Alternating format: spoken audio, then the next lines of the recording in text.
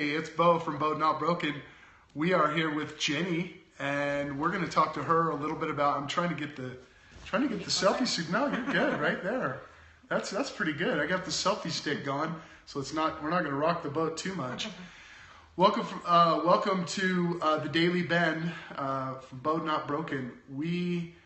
I had the opportunity to attend a funeral today, and I talked about Jason Reed, who was a local firefighter, but also a friend of mine. I was a friend of their families and extended families. Just an amazing funeral. I posted some pictures on Facebook and some other things about the tribute they gave him. Really kind of an amazing guy. And one of the things I wanted to pass on was his nurse. His nurse for 6 years talked about how she's seen a lot of patients, a lot of most likely hospice type patients, and she said he was the strongest man that she had ever seen or ever dealt with, which pretty much summed it up. You should have seen the following that he had with everybody there today. And so just want to pass that on. You know, you never know how you affect people, and you never know how some people are going to view you when you're gone. And it's interesting how such a kind guy that really connected with a lot of people. It was pretty neat to see all the people that came out to see him. Why are we here? This is the Daily Bend. It is, Wednesday today? And we talk to regular people about regular challenges and the things that people go through in life. I want to thank Mike Page for yesterday, being a part of yesterday's show. We've got a couple more good shows this week coming up. And believe it or not, next week I put out a little call for those that wanted to be on. And next week, we are almost booked up next week as well. But we're also looking for later dates as well. I might even think about doing a Saturday show. So there is room for this Saturday and next Saturday. So we may extend it a little bit. Why are we here? We talk to people about faith and courage and endurance and how they go through life, some of the things that they go through, and how difficult it can be. I'm not a clinical person. I have a lot of education, a lot of experience. I'm a motivator, and I thought this would be a great way to show people that it really is other people that can motivate other folks. It might be something that Jenny says today that might move somebody, or somebody a couple weeks ago. So go back into those shows. Those shows are on BEAU'DNotBroken.com, and they're also on my website, that's my website, but also on Facebook, Bo Babka or BEAU'D Not Broken, and I even put little clips or snippets on Instagram, so hopefully people will go and see those. Again, thanks for letting me come, and this is, hopefully it's comfortable enough. I'll try and turn without screwing up the camera, but we're here in your home in Midvale. We're here in Midvale, Utah, the United States of America, for those that are maybe outside the Americas, if you will. It's a beautiful day. It was a horrible day this morning, but it's a beautiful evening. And so thank you for letting me come into your home and talk to you. Tell us a little bit about you. Tell us a little about some of the things that you've gone through, and, you know. Well, I'm trying to think where to start. Anywhere that's comfortable. I have, well, I guess my troubles, I would say, or the things that I deal with that are hard. I have a chronic pain condition. I have some neuropathy in my legs. And that started about 2005, so it's been 11 years. Yeah. In the beginning, it was this mess of like not knowing what it was. Kind of just happened one day, and there was stuff wrong, and I didn't know. With neuropathy, tell people that may not know what that is. A lot of pain, nerve damage. It's essentially nerve damage, and it's in my legs. And they say, you know, that I have some fibromyalgia, but as I'm still going to the doctor and still trying to get answers, I'm still, I think I myself have kind of narrowed it down to what it is, and I don't know. I have other problems. So I think I have fibromyalgia too, but I think my neuropathy is my main issue. Right. I mean, there's times where, you know, throughout the years where I haven't been able to get out of bed, or, you know, my kids, I have 4 kids, and well, you got a house full. Yeah. What were the ages? I mean, from what to what? My oldest will be 17 in a few months, and then I have a 15-year-old. So teenagers. Yep, and then a 13-year-old and a 9-year-old. Wow. Yeah. So not getting out of bed is not really an option sometimes? Well, especially back then when they were way younger, and before I even had my youngest. Right. You know, and which actually the only time that I ever didn't experience all the problems was when I was pregnant. Oh, wow. Enough, but, wow. Yeah. That's what a lot of people say, though, too. I think it releases, like, some things in your sure. body that... Probably good so hormones, you can good... move better. Yeah. I don't know. Yeah. But, yeah, and then, I mean... But although, like, I've had to deal with all of those things, like, I've tried not to let it rule my life, I guess, in a way. Right. I mean, I know there's a lot of people that it does, where... You know, what holds you in? What kind of keeps you going? You know, where's your faith come from? Does it come from within, or do you have, you know, from within and maybe some religious background, or? Yeah, probably a little bit of both. And kind of like, I'm kind of this strong, you know, woman, like, where I'm you know, I have a college degree, and, you know, I went through college with having, actually, I was in college when I got diagnosed with everything, and, you know, I had 2 kids going to school, while I was going to school, I walked, you know, 8 months pregnant, and, wow. But, you know, going and getting, you know, the degree, and that was important to me, and it wasn't something that I was just gonna forget about. Yeah, let go. So you pushed through that. Yeah. And probably your kids were probably a big helpmate in helping you push through. Yeah. That challenge, did it breed other challenges? Were there other things that you were, you know, that really kind of shook you? From just the health issues, I would say, because it's not just that I have health issues, but I mean, my kids were. Did I have other challenges?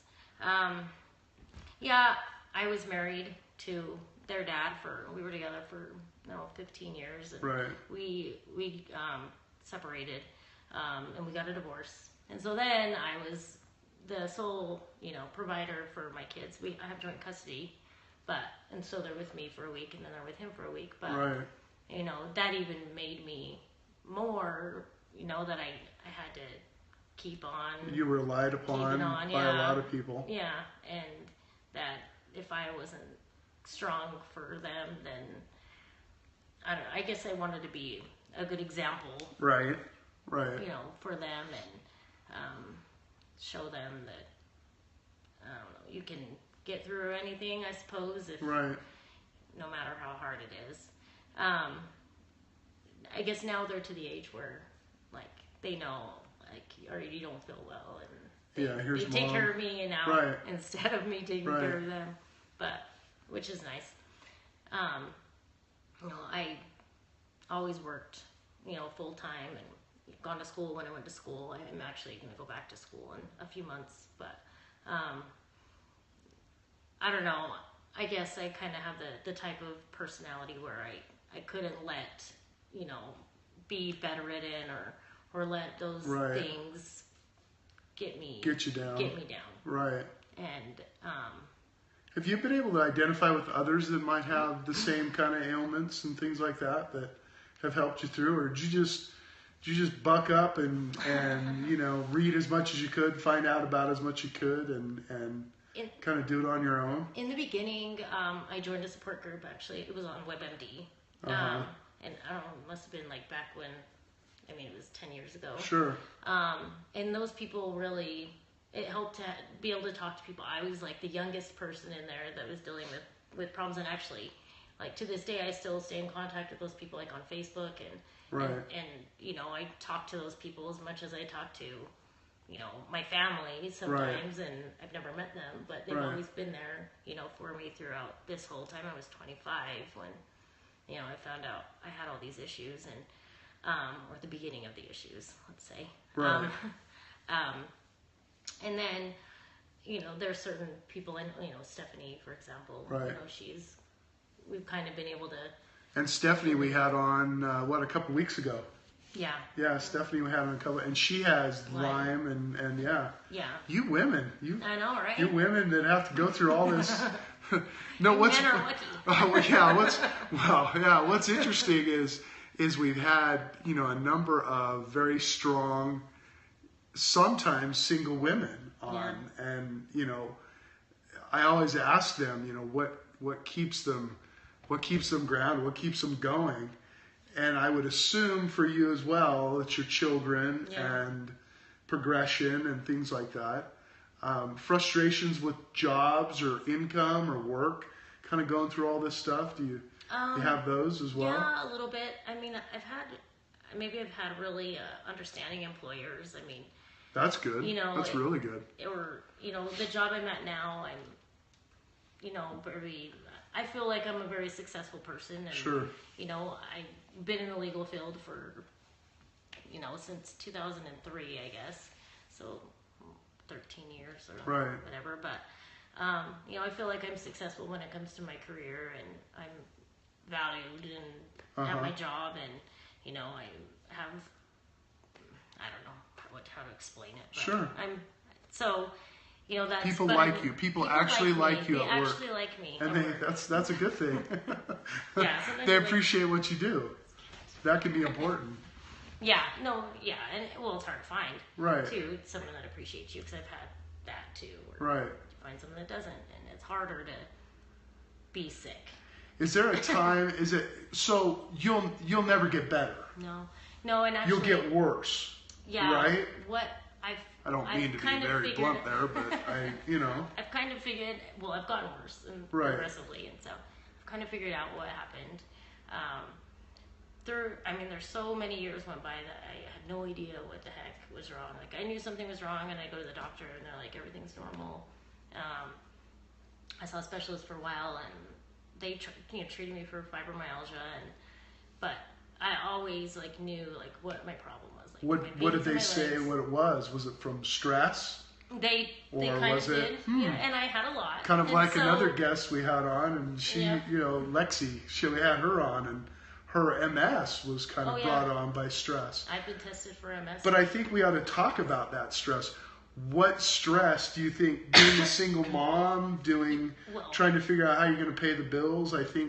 Because there's so many people out there that really, men and women, but a lot, I'm finding there are a lot of women that have these ailments, these illnesses, and it's due to being a single mom and the stresses and all the things that go along with it. And men in your life. Right, that's what I was going to say. It began with the stress of being married. Right. And then I got divorced, and it was the stress of not being married anymore. Right. So it was damned if I do and damned if I don't. Right. It is damn if you do and damn if you don't. And so, but my stresses, I think, I don't know, I kind of had, probably brought on by myself more, made some life decisions that brought on my own stress, and, I had, got divorced. I've gone through so many things with relationships, I guess, in life, dated bank robbers and. You dated bank robbers. Well, and that caused some stress. We've had Tracy Pert on, who's dating up now. She makes sure she checks backgrounds for people that want to. Thorough backgrounds. So okay, Well, this person robbed the bank while we were together. Oh, well, nice. In my car. So, hey, where'd you get all that money? That kind of a thing. Yeah. Let me point out, this is BEAU'D Not Broken, the Daily Bend, and we're talking with Jenny today about, her faith and courage and endurance, and how she has come, over these last several years through life and tried to create a good life for your children, obviously. We come to you from a really cool townhome type thing, and it seems like you're doing okay that way. Yeah. What kinds of things can you tell? First your illness, I guess. So you were starting to tell me a little bit more about how you found out about it and the signs and all that kind of stuff. So I've come to my own conclusion. It's finally, actually I went to the doctor on Friday. I had insurance for years. Right. I've been in the hospital 3 times this year already. I've been tested for MS this year. That came out negative. But it's been probably the 5th time I've been tested for MS because it's the type of thing that kind of hides. But because of my symptoms, they always... Well, MS really is... you can get one day you can be diagnosed, and the next day, or misdiagnosed. It seems like they misdiagnose MS a lot. Yeah. But anyway. Yeah. Well, I have a B12 deficiency, and after like an extended amount of time where you have a B12 deficiency, it can cause nerve damage. Oh, and okay. So peripheral neuropathy, which is what it's called that I have in my legs, is usually is common with people with diabetes, but I don't have diabetes. Right. And so we go to the other things, and that's the other thing. Right. And so I have to get like shots once a week, and of B12, and it's like super, super low.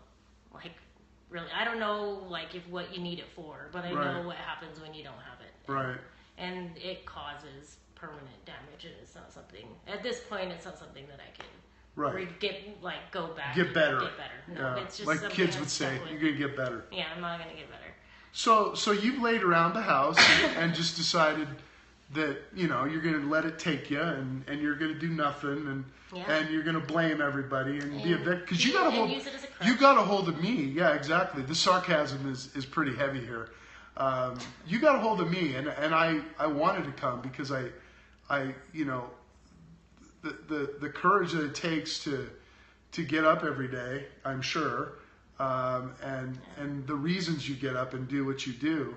Maybe you can inspire somebody out there, or someone's daughter, or someone's wife, or somebody out there that is, going through, or could be potentially going through something like this. Any other things thrown at you other than that's enough, but illnesses and divorces and all that fun stuff. Yeah, I've been divorced dating twice. and I'm sure finances, become stressors as well. Yeah, well, a little bit of everything. I've tried. I've been my last divorce was 2 years ago, I guess, almost, or something like that. I don't know, somewhere in between 2 and 3 years. And that, I think after that, because that was a hard time, I probably hit my low at that time. But it came to life, just in general. I don't know, even my wedding anniversary was like 2 weeks ago for my second marriage. Right. And that week I was, kind of hard on myself, or, Yeah, take us there. The lowest of the low. When you were at the lowest, if that's one of the lowest of the lows, because this is really, when we talk about BEAU'D Not Broken, we talk about all about the bend, and you're not broken, you're bent. You're to a point where sometimes you bend a whole lot more than others, and adversity is an interesting thing. It teaches us a lot. So take us to that lowest time. What were you thinking? What were you, I've even had people on here that have said, I didn't want to live anymore. I just, Yeah, if it weren't for my kids, I would have been there. I think it was hard for me because I take responsibility for the mistakes that I made, and messing up something that I really wanted, and so I think that was hard, and it was, I don't know how to say this without sounding bad, but it was like the first time in my life where I couldn't do whatever I wanted, and it finally came back to bite me. If that makes sense. Sure. Yeah.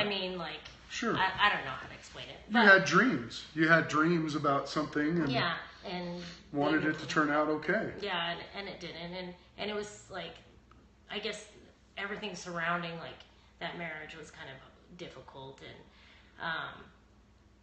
I kind of proved everybody else right, and so that was even a little bit harder because I got married really fast, months, into a relationship, and but that ending, it kind of was like a double-edged sword for me. Now I look at it as, I grew Right. Immensely. But the lows, like you said, the lowest of the lows, where I was, I didn't, like, I lost all, like, desire to see my friends or anything. Like, I really talk to anybody. I had people calling me just because they were worried about me. Just what was going to happen with me, because I was just so low. And it was so unlike me, because I'm a very sociable person. I have a lot of friends, and I go out and do things, and I like to have fun. And I just didn't want to do any of those things, and I just couldn't get out of the hole that I was in. What helped you get out of it, besides the kids? Because I think that's, I think, was there one word, was there one person, was there something that motivated you to kind of get out of that? I think, knowing, after I did it, like, and I was still living life, and I was still, like, going to work, and I was still okay. Like, I think that was when I finally realized, like, I'm okay by myself, and right. I'm doing okay, and I'm, so you were supporting my family, right. And I was, learning how to be alone. So you're learning, I had never been alone, ever. Right. I went from a marriage to a marriage. Right. And then I was alone. And I didn't have my kids anymore, like a week on, a week off. So right. I got another job. I got, a second job. So to, keep my head busy. And that's really interesting, because a lot of times, with people that are divorced, or even people that are married, or even people that are in, relationships, they feel alone even when they're in the relationship. Yeah. But when they're outside the relationship, again, I'm not a clinical person, but it sure seems that somebody needs to be kind of at a bottom and be by themselves and lonely to be able to really strengthen themselves to kind of come back and have that courage and that patience, that endurance to kind of come back and say, here I am. This is who I am. Or find yourself. That's what I was just Find yourself. Yeah. Yeah, it's because I didn't know who I was. I knew who I was with somebody else, and I didn't know, who somebody else wanted me to be. Right. Even I didn't even know who I wanted to be, and like I said, in a way, I'm kind of a harder person, I guess, like emotionally, where like, I don't let a lot of people in emotionally, because then I don't have to worry about getting hurt. Right. Right. And because I know I can be alone, it's hard for me to let somebody else in any way, because like if I'm don't have exactly what's, which isn't good, like this perfect person that I... Well, don't you think there's a good aspect to that as well? I mean, you need to be guarded in a sense, but then again, you need to learn when to open up and be that person that you want to be for someone or for your kids or whatever. Well, and the same thing, was protecting them from, I kind of put them through some stuff too, with everything that happened. And what'd you put them through? Not too specific, but what'd you put them through? I mean, just with my second marriage ending, it was hard for them. I think that's kind of, when me and their dad, got divorced, it was different. They just knew it wasn't a good thing. Right. And they still had their dad, no matter what. And they, I brought somebody into their lives who they loved. Right. And they didn't see anything bad going on, because we didn't have problems in front of them. Right. So it was all like they were, blindsided by something, and that person was gone, and so, and I promised them, like, this isn't, like, I'll be more careful, sure, next time, and I'll make sure that it's something that's, I don't know, as much as you can. It's hard to do that without... So for your illness, where can people go? I mean, if somebody's feeling odd or weird or whatever in that sense, where can they go? Should they go to the doctor? What are some of the signs that you had or have?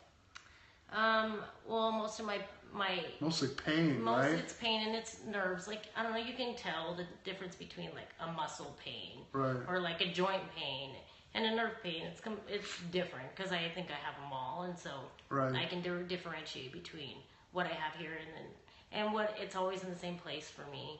It's pretty much constant.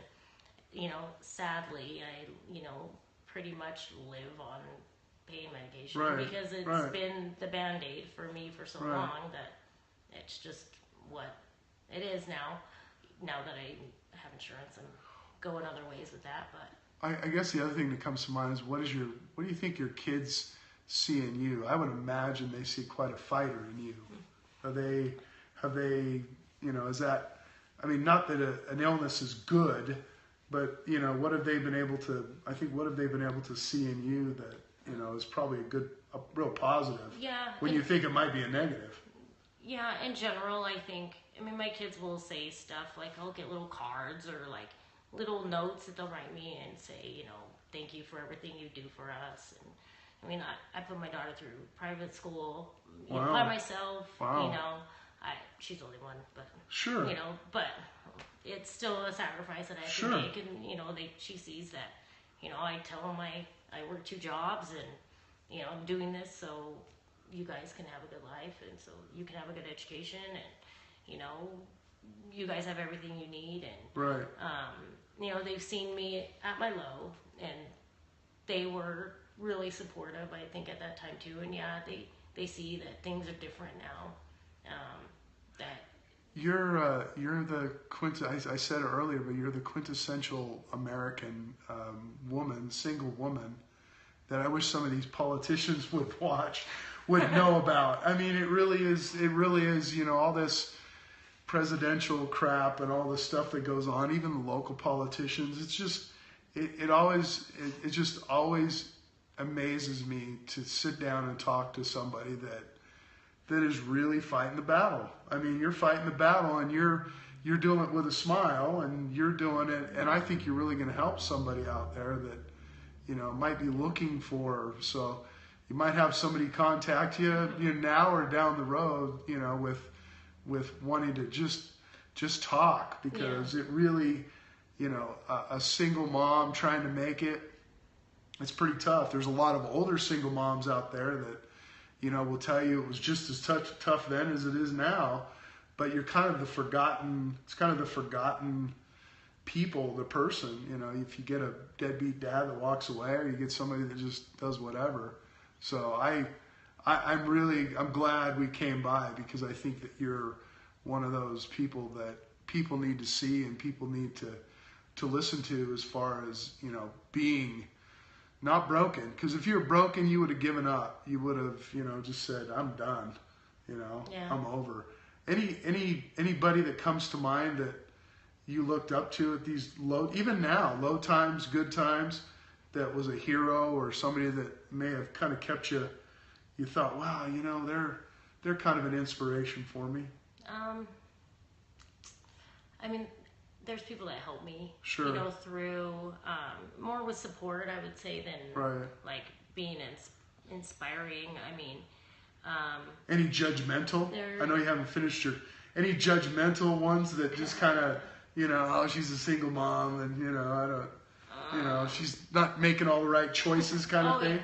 I mean, that's the kind of people that we want to expose. We want to expose those and that kind of thing. Yeah. But if you can't think of it, that's good. I don't think. I mean, probably throughout my life, I've had judgmental people because I don't know, like my parents are completely different for me now. I mean, we're great friends, and they support me, and I actually. Fell on hard times a few months ago and I had to move in with them after 20 years. And that was hard for me to do, as a grown woman. Working, 60 hours a week and going to my parents' house instead of a room, But, it was temporary. Yeah. But,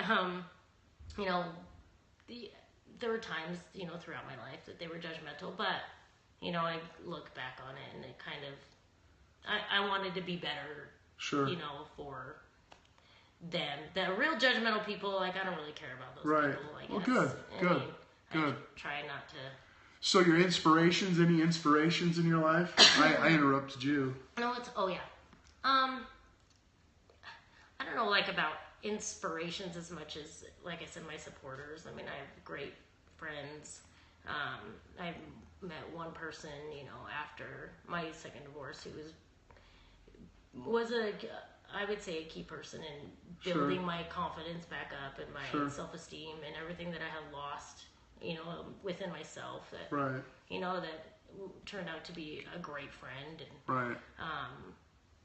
And, but like, I don't know, inspirational. Well, it sounds like it sounds like you have drawn, which is okay. You have drawn from yourself, from within. Yeah. That real spirit of fighting and trying to do what's best and all that. Nothing wrong with that.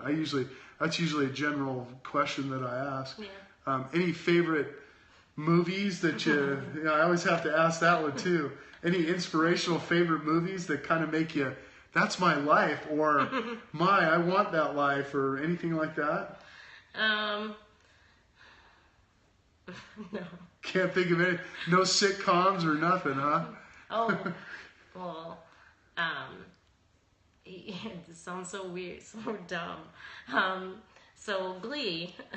Yeah. Like, yeah. It was, I don't know, it was like a big thing to me. Sure. Like that whole thing, and I'm kind of a big musical because person. Musical, okay. Yeah. And well, I had Mike Page on yesterday, and he was all about musicals. Here's a big burly guy. Tattoos, all, like, he's music a big stuff. Right. And I don't know. I think it just brought out this thing. It made me like happy, and it just, I don't know. There's something about that show that you know. I don't know. I wouldn't say I would want my life to be like that. So music is pretty important to you then? Yeah. Well, there's nothing wrong with that. If that can be an inspiration, that's pretty amazing, you know. It can also be like a bad thing too. It can too if it's no. Or something that brings back like a memory that you don't want to remember or something. Right. But now you have sons and daughters, or just sons? With 3 boys and a girl. 3 boys and a girl. Yeah. What do you tell her? What do you tell her about mom and life? And, you know, say she's, hi mom, you know, she's 18 or 16 or even however old she, you know, and I need some advice. What do you tell her? What do you tell her? She already knows you're a fighter, but yeah, I mean, I have a really good relationship with my kids, I feel like, and so I mean, when she comes to me for advice, because she does now, she's 15. And right. It's kind of a big, that's a pretty key time. Yeah, for her, 9th grade, you know. Yeah. High school and. Sure. I don't know. I mean, I tell her, like, you know, boys are bad and, you know, all this stuff. But, I mean, with a lot of things with my kids, you know, it's like relationships don't last forever. You know, I hope you find one that does early, but don't. And that's kind of what I had to explain to them when, you know, a relationship ended that they didn't think ever was going to. Sure. Know, that adult relationships just don't stay forever. I know it's probably kind of harsh to say to a kid, but no, if you look at statistics, it's a 50-50, probably even more than 50-50. There's only one person you're going to meet in your life that you're going to end up with forever. Yeah, I mean, we have a predominant religion that talks about eternity, and that's great, and other things like that. What would you tell other people kind of going through your sickness and your illness and, you know, that kind of thing? Is there, you know, good advice you'd give them as well? You know, like I told you, like it's been 10 years, 11 years, and I still, like, I feel like I'm barely, like, figuring out what's wrong. Sure. And figuring out how to fix it. Like I said, I went to the doctor Friday. It's been less than a week that I finally, like, went somewhere, and I left, and I was like, finally, you know? Right. And so, I would, you know, I went to so many doctor's visits, and got so many tests done. I've had, so many things done, and, you know, to find out, oh, it's normal. This is normal. And I think that's probably the hardest part. Frustration. Mm-hmm. Frustration and feeling like you're crazy. And, you know, at one point, I, like, took myself off of all my medication to see if I was crazy. And, like, it was all in my head. And it wasn't. Right. And so, I guess, you know, at least not to give up on finding out what's wrong, because I think that's the only way it's ever going to get better is if you can figure out why. Right. Not what is, I don't know, I guess what as well. And probably people, some treatments are good for some people and some treatments aren't good for others. Yeah.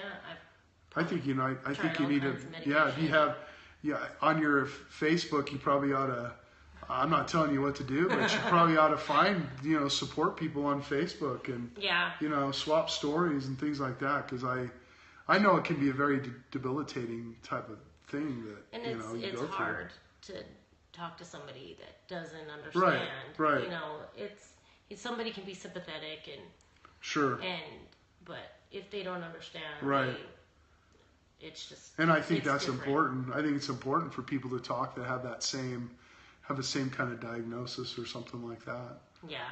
At the same time, I find myself being like unsympathetic to people that like are mad or like calling sick because they have like a cold. Right. And I'm like. Right. Because like, you're a like warrior. 60 hours a week. Like. Right. And they've got a little sniffle. Yeah, and they've got a sniffle sick. And they're calling in sick. Yeah. Yeah. I know. It's probably a dude too. And no, I'm just kidding. Like probably. Yeah. It's been like 14 months since I took a sick day at work. And wow. I haven't called in sick once except on Monday. Last Monday I was in the hospital. And so I called in sick, but it was because I was in the hospital. Of course. And I tried to come home. I was in the hospital Sunday. I got out Monday, and I tried to come here and work. To go to work, yeah. And she's like, no. I get that now about you. I get that about you. And then I cleaned. Because I was like, I can't just lay here anymore. I've been in bed for 24 hours. So anything else you want to add? Time flies. I think we've been going for a while, but anything you want to add? I don't think so. Anything to anybody? I really appreciate you coming on. I really do. I hope that we're got a little inspiration from some folks out there for them, and this has been the Daily Bend on BEAU'D Not Broken, and where we try and help people and tell stories, share stories of adversity and obviously successes and things like that, and maybe you might be able to get something from this. Again, thanks. Neat environment here. We like to come to you, or I like to come to you to kind of get you in your environment so you feel a little more comfortable. Remember, you can go to the website at beaudnotbroken.com. You can go on these Facebook pages and social media pages. Again, we've got more guests coming up. Tomorrow is St. Patrick's Day. Day after that is BEAU'D Friday, and so I wore my Captain America shirt for today. So I expect more and more people will get involved in BEAU'D Friday, and that's all about either wearing it very visibly, or wearing it under something. You have to go to work, and you can't wear a superhero shirt. I was going to wear my Batman shirt. Well, you'll have to wear it Friday and send pictures. Send pics. Put them on my site. Anyway, thanks a lot. Thanks for joining me. I appreciate it. It's been a pleasure. I've learned a lot. I seem like I learn more every time we do one of these shows. So take care. Remember, it's all about the bend.